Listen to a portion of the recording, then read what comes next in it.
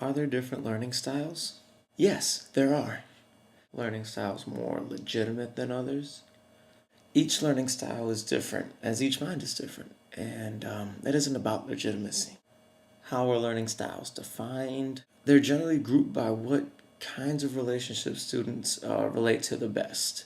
So visual learners learn better with pictures, and spatial learners learn better with actual models and objects. Well, what separates a visual learner from, say, a linguistic learner? The associations they're able to make while acquiring knowledge. How much do learning styles actually affect education?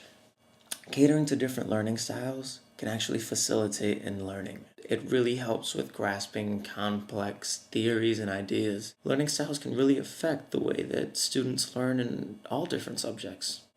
Will a certain learning style produce the same quality of work even while working in a different learning environment? While a visual learner can produce a great piece of writing while working strictly in a linguistic style of classroom, if exposed to just a little bit of visual learning, maybe some kind of pictures, models, visual representation of whatever they're writing during any part of the process, it can yield amazing results. Should professors account for multiple learning styles when deciding on a curriculum?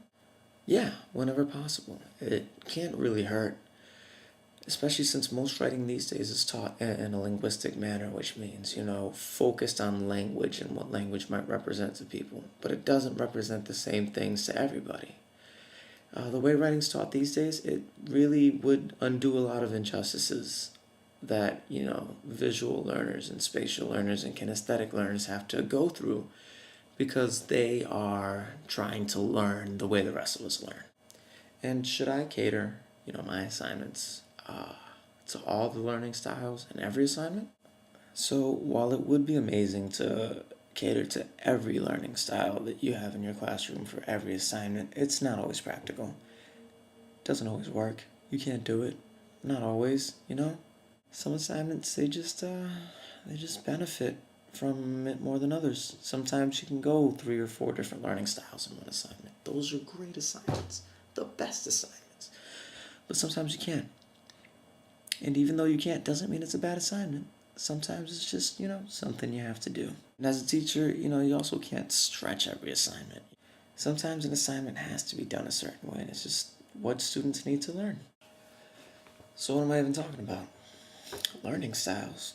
Visual what? Spatial exploration? What are we even talking about? People learn differently because they think differently. That's just science. There have been studies on it. Trust me. Oh, you don't trust me? Fine. Why don't you just ask Patricia Dunn? Yeah, she wrote an entire book on this stuff. Oh, don't believe her? Huh? 'Cause you should. Patricia Dunn, professor, researcher at Illinois State University. You know what else we're talking about? Invention. Yeah, that's right. Invention. That whole thing where you start writing and you come up with ideas and stuff. Don't believe me? Oh, well, why don't we ask Sharon Crowley and Deborah Hawhey to talk about it? Because they did. They talked about rhetoric and writing and all that good stuff. Different ways to get started. Sharon Crowley, Arizona State University. Deborah Hawhey, University of Illinois, but at Urbana-Champaign. Some people say there aren't good writers. You know what? I don't believe that. I don't believe in that. You know why? Because Thomas Newkirk and Richard Kent, they beg to differ. You know what they said? Bam. In this book right here, they said, everyone has the capacity to write. Writing can be taught, and teachers can help students become better writers. Alright, so don't give me any of that, saying that you can't write, okay? Because you can. Thomas Newkirk, University of New Hampshire. Richard Kent, University of Maine. You should listen. They've been working in the field.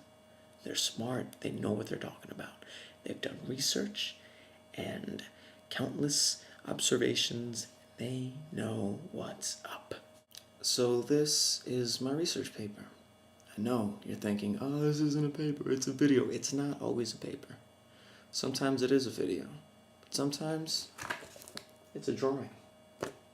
Sometimes it's a poem or a conversation or a lion. Okay, all right, it won't actually be a lion. That'd be expensive and dangerous.